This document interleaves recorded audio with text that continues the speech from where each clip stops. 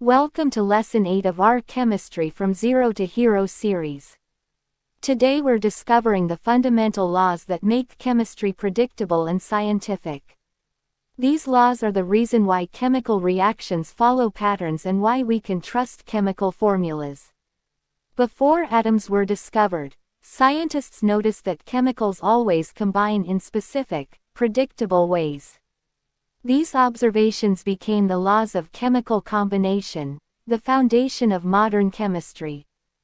These laws help us predict reaction outcomes, calculate exact amounts needed, understand why formulas are fixed, design new compounds, and verify experimental results.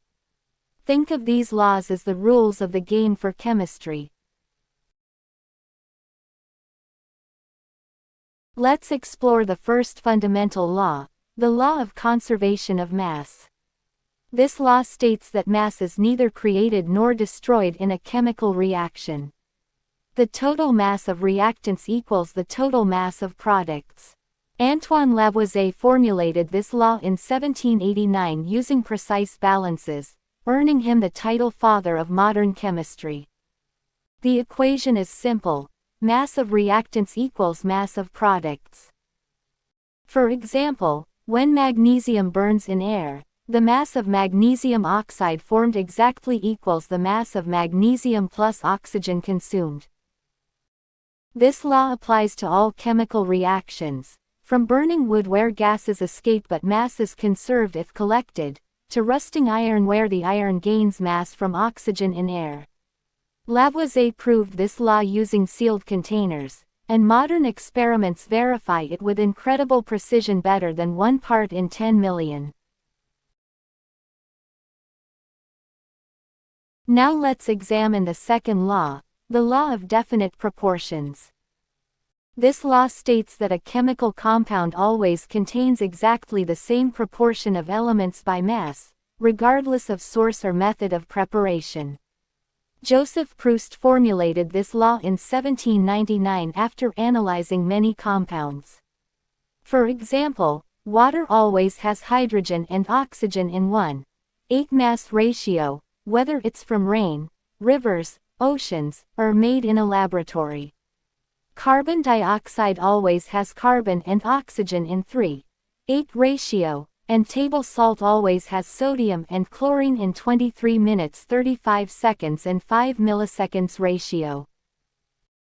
This law explains why chemical formulas are fixed and has profound implications for quality control in medicines, manufacturing specifications, forensic identification, environmental monitoring, and food industry consistency. Without this law, chemistry would be chaotic. The third fundamental law is the law of multiple proportions.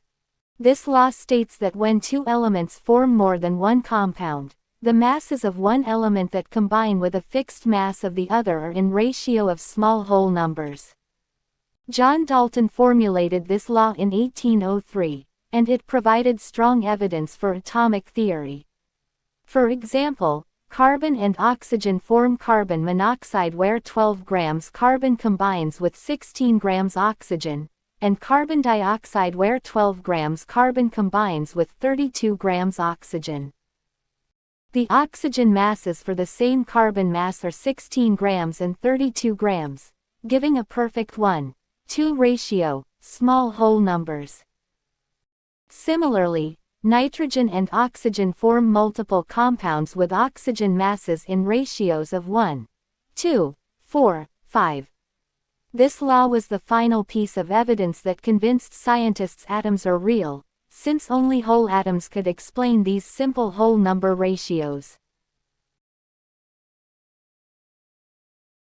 Now let's explore the fourth law, the law of reciprocal proportions.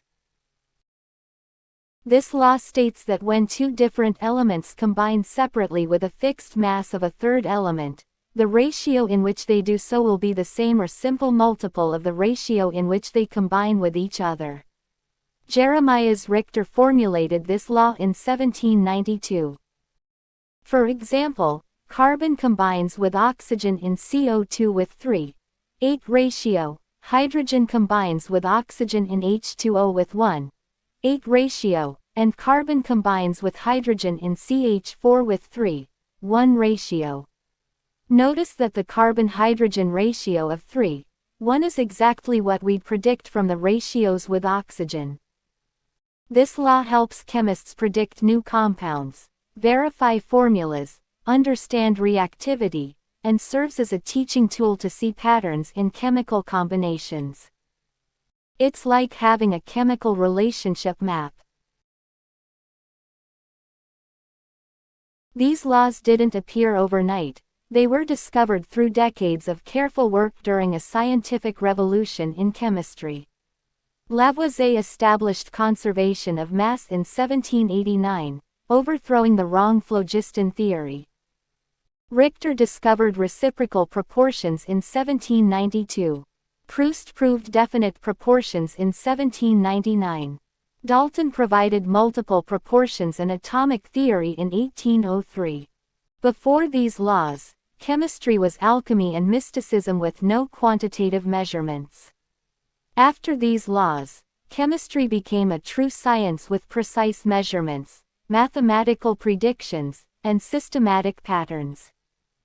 This transformation enabled chemical manufacturing, created an educational framework, and laid the foundation for all modern chemistry including medicine, materials, and technology.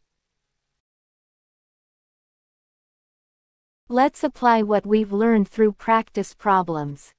For conservation of mass, when 10 grams calcium carbonate decomposes to 5.6 grams calcium oxide, carbon dioxide produced is 4.4 grams because mass is conserved. For definite proportions, if copper oxide has 6.4 grams copper and 1.6 grams oxygen in one sample, another sample with 12.8 grams copper must have 3.2 grams oxygen because the ratio is constant. For multiple proportions, if nitrogen monoxide has 14 grams nitrogen with 16 grams oxygen, nitrogen dioxide with the same nitrogen has 32 grams oxygen, a perfect 1:2 ratio. For reciprocal proportions, carbon with oxygen is 3:8 and hydrogen with oxygen is 1:8 predicts carbon with hydrogen is 3:1. Remember these exam tips. Always check mass conservation, look for constant ratios, check for simple whole numbers, and compare ratios with common elements. Congratulations on mastering the laws of chemical combination. You now understand that mass is conserved in reactions, compounds have fixed compositions, elements combine in simple whole number ratios, and reciprocal ratios predict new combinations.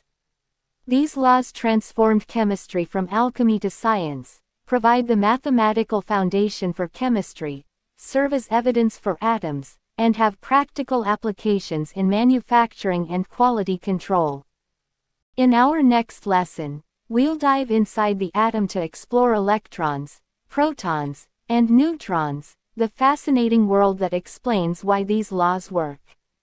Remember that chemistry isn't magic, it's mathematics in action following predictable patterns.